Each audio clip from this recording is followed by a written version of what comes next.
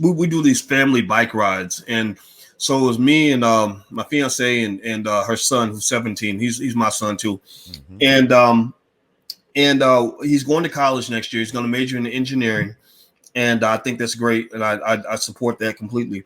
But we've always had conversations about two things he needs to do as a black man. I've said, number one, you want to be an entrepreneur. If you learn entrepreneur, that's the difference between Elon Musk and a guy who is an employee, right? You know, you have the entrepreneurship onto the engineering degree that will accelerate your earning potential at a level that you can't even get to with a job. Number two is we were looking at some property, and because I was looking at some plots of land I was thinking about getting, and I just told him, I said, buy land.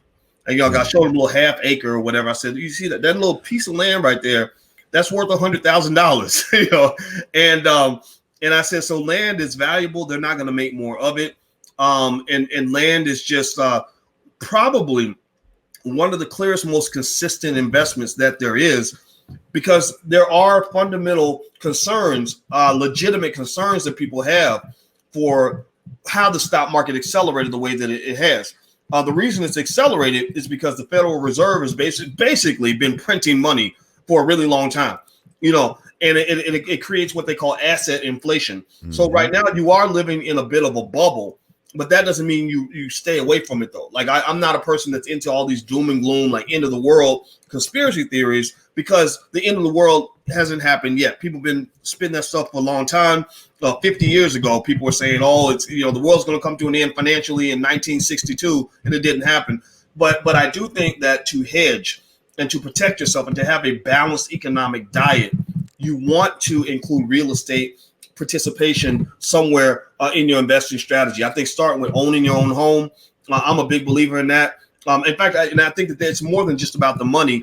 Black people must own property. And we must not just own property, but we must make that a core fundamental cultural value, because that is for our safety and protection. Gentrification tends to be easiest for those folks when we don't own what the land on which we stand. So I think ownership, having that as a core value, what that means is that when that young kid grows up and he gets some extra money, he's not going to think about going to buy shoes or clothes or whatever. He's going to be thinking real estate, right? So ultimately, I think real estate is extremely important. The three pillars of wealth are stock investing, real estate investing, and owning a business. And the other thing about owning a business is that you don't actually have to run a business to own a business.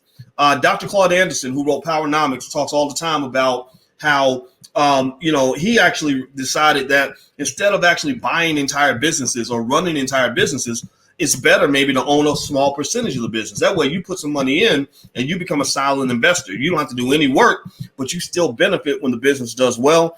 There are a lot of people who take that strategy as well. So there's a lot of ways to skin that cat. And I think what we got to stop doing, and what I don't like, is when we limit ourselves. When people say, well, everybody's not cut out to own a business or to run a business. Well, everybody ain't cut out to be a slave either. Everybody ain't cut out to work for white folks either, right? So we have to spread the game out a little bit and really understand just how important that economic culture is to our liberation. And I really believe, man, that if we do this at a high level, if we really just double down on that and push that as far and as hard as we can with these kids, in 20 or 30, in one generation, you'll see the whole community flip. I really believe that.